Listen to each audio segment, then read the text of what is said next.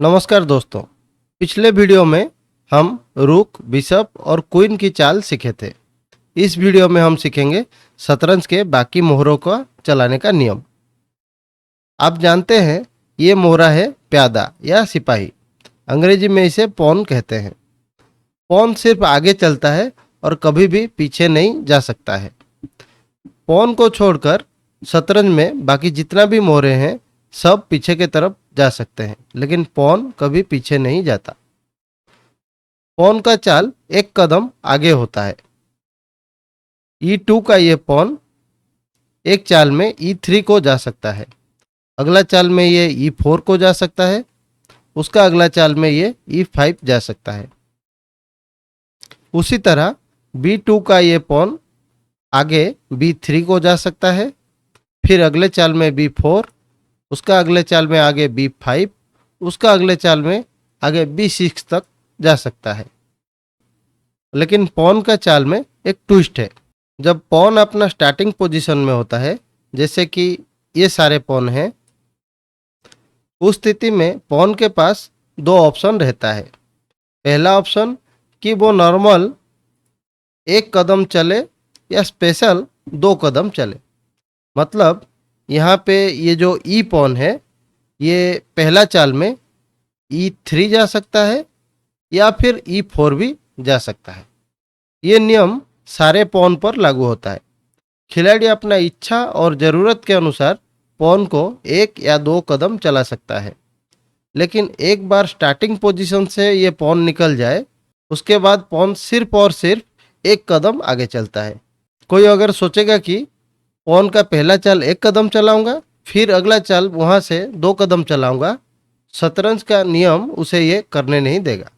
आप पॉन का पहला चाल में इसे दो कदम चला सकते हैं या फिर एक कदम चला सकते हैं, लेकिन उसके बाद आप पॉन को सिर्फ एक कदम आगे ही चला सकते हैं। शॉर्ट में बोले तो पॉन पहला चाल एक या दो कदम आगे जा सकता है, उसके बाद केवल एक कदम आगे चलता है। अगला मोहरा जिसका चाल हम सीखेंगे वो है घोड़ा। घोड़ा का चाल बाकी मोहरों से बहुत अलग है। घोड़ा 2.5 कदम चलता है। 2.5 मतलब 2.5। अब आप ये सोचेंगे ये 2.5 कहाँ से आएगा। अगर हम ऊपर की तरफ जाएं तो ये रहा पहला कदम, ये रहा दूसरा कदम, और आगे जाएंगे तो ये तीसरा कदम हो जाएगा। अगर हम आगे ना जाकर दाएं या बाएं चला जाएं तो वो हो जाएगा 2.5 कदम। उदाहरण के तौर पे E4 का ये घोड़ा 2.5 कदम आगे चल के F6 या D6 में जा सकता है। दाएं तरफ ये घोड़ा 2.5 कदम जाकर G3 या G5 स्क्वायर में जा सकता है। उसी तरह नीचे की तरफ घोड़ा 2.5 कदम में F2 या D2 में जा सकता है। बाएं तरफ C3 या C5 में जा सकता है।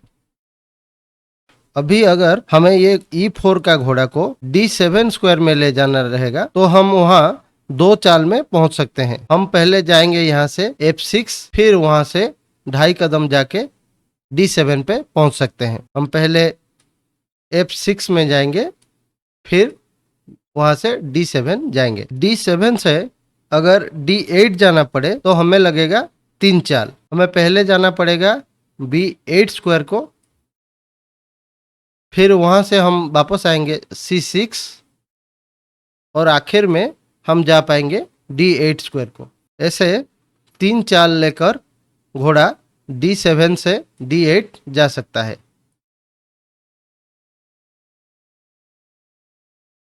घोड़ा का चाल थोड़ा अजीब है, इसीलिए इसका चाल को थोड़ा अच्छे से सीखिए।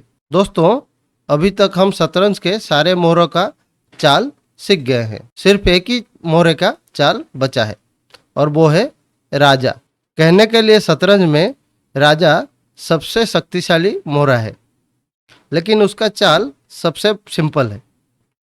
राजा हर दिशा में सिर्फ एक कदम चल सकता है। जैसे व्हाइट का ये राजा ऊपर नीचे दाएं बाएं और उसको लगा हुआ 4 कोने वाला स्क्वायर में जा सकता है।